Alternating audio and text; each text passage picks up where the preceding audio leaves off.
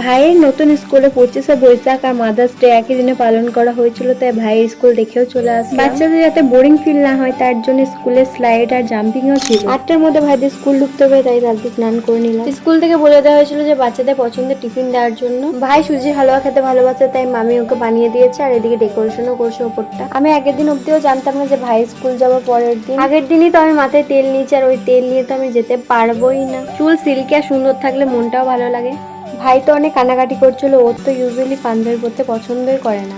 গরমের মধ্যে একদমই চুল খুলে রাখতে আমার ভালো লাগে না, বাট আমার চুলে প্রচুর পরিমাণ ভিজে ছিল, তাই খুলেই রাখলাম আর একটা সিম্পলের মধ্যে হেয়ার স্টাইল করে নিলাম। যখন কিছু বুঝতে পারি না তখন এই হেয়ার স্টাইলটা করি, আমার তো খুবই ভালো লাগে। মামি ওইদিকে রেডি, আর গরমের মধ্যে জল না নিয়ে গেলে হয়? গরমের মধ্যে না কোথাও গেলে তো জলটা কমন নিতেই হবে। কুলারে তো আমার চুলের উপরটা পুরো শুকিয়ে গেছিল, বাট ভিতরটা তো শুকায়নি, পুরো ভিজে ছিল। 7টার সময় এত রোদ যে আমি চুলটা খুলেই থাকতে পারছি না। 12টা অব্দি স্কুলে থাকতে হবে, আমি যে কি করে থাকবো আমি নিজেই জানি। সকালে তো তাড়াতাড়ির মধ্যে তো কোনো ব্রেকফাস্ট করা হয়নি, তাই নিমকে নিয়ে নিলাম, যেতে যেতে খাবো। টোটোর জন্য ওয়েট করতে করতে তো এখানেই সামথিং 8টা বেজে গেল।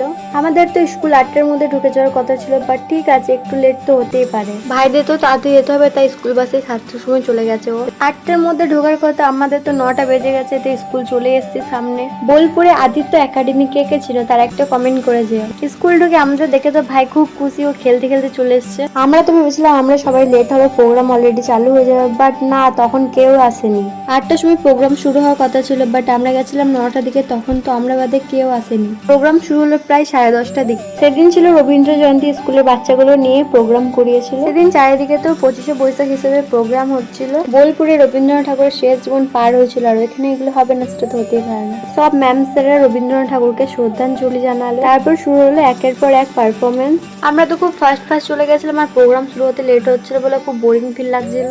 যেই প্রোগ্রাম শুরু হলো বাচ্চাদের ডান্স গান শুনতে তো খুবই ভালো লাগছিল। আমি তো ওয়েট করছিলাম ভাইদের ক্লাসের পারফরমেন্সের জন্য। ভাই ডান্স করে বলে আমি তো খুব এক্সাইটেড ছিলাম, বাট ওকে খুঁজেই পাওয়া যাচ্ছিল না, ও লুকিয়ে ছিল, ওর লজ্জা লাগছিল। তাই বাচ্চাদের ডান্সের সময় গার্জেনরা সবাই দাঁড়িয়ে গেছিল বলে বেশি করে দেখা যাচ্ছিল না।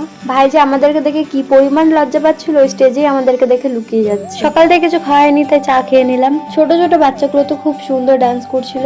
এত ছোট ছোট বাচ্চাগুলো যে এত মানুষের ভিড়ে কনফিডেন্স ভাবে ডান্স করছিল, এটাই অনেক ওদের কাছে। আমরা তো ভেবেছিলাম এই বাচ্চাদের কবিতা বলাটাই তো লাস্ট। চারিদিকে ঘিরা থাকা, ওখানে প্রচন্ড পরিমাণ রোদের তাপ আসছিল। আমরা তো যেখানে বসছিলাম ওখান থেকে সরে এসে একটু গাছের দিকে এসে বসলাম। আমার এত পরিমাণ গরম লাগছিল যে আমি ফ্যানের সামনে এসে বসলাম। প্রোগ্রাম শেষ করে যে যার মতো ক্লাসে ঢুকে গেল, আর এখানে সবাইকে টিফিন দেওয়া হচ্ছিল। যে যার মতো টিফিন নিয়ে গেছিল বাড়ি থেকে। ভিতরে মাদার্স ডে সেলিব্রেট হবে, আর বাড়ির টিফিন সবার সাথে শেয়ার হবে। সবাই তো ক্লাসে মাদার্স ডে সেলিব্রেট করছিল, বাট আমার ভাই তো ক্লাসে কিছুতেই থাকবে না, ও জাম্পিং এ চাপার জন্য 10 বার করে বেরিয়ে যাচ্ছে। ওকে তো ক্লাস টিচার খুঁজে বেড়াচ্ছে, মাদার্স ডের জন্য ফটো তোলা হবে, আর ওইদিকে জাম্পিং এ লাফিয়েই যাচ্ছে। আমি তো ডাকতে গেলেও আসতেই চাইছে না, জাম্পিংটা ছেড়ে স্লাইডে চাপার জন্য জেদ করছিল। চেপে বললো যে আমি একবারে চলে যাবো, তাই ওকে চাপালাম একটু। স্কুলে যদি এত গেমস থাকে তাহলে কোনো বাচ্চারা ক্লাসে যেতে চাইবে না। একটু আগে এখানে কত ভিড় ছিল, কিছুক্ষণের মধ্যে সব খুলে দিল। সবারই ক্লাসে মাদার্স ডে সেলিব্রেশন করা কমপ্লিট, সবাই একটু একটু করে বাড়ি যাওয়ার জন্য বেরোচ্ছে। ছুটি হওয়ার সময় বাচ্চাগুলো তো খুবই মজা, জাম্পিং এ উঠতে পায়। রেগুলার ভাইয়ের স্কুল 12:30টায় ছুটি হয়, বাট আমাদের সেদিন 1:30 বেজে গেছিল।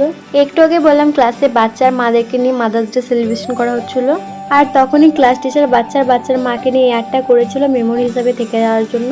আজকে তো সবারই পছন্দের টিফিন এনেছিল, সবার সাথে শেয়ার করবে। তাই আমার মামা বাড়িটা হচ্ছে একটু গ্রাম সাইডে, জঙ্গল পেরিয়েই যেতে হয়। পাক্কা 2টোর সময় রোদে গরমে টোটো করে আসছিলাম। কি পরিমাণ যে গরম হাওয়া দিচ্ছিল, থাকতে না পারে একটা মাজা নিয়ে নিলাম। ভাইয়ের স্কুলে ম্যাম ইউটিউবে ভিডিও বানায়, ওটা দেখতে দেখতে আসছিলাম। এখন ধানের জন্য গ্রামের সৌন্দর্যই আলাদা, তা বলে এসব জায়গাগুলো নয়। ফাইনালি গাইজ রোদে গরমে স্ট্রাগল করার পর বাড়ি ঢুকলাম।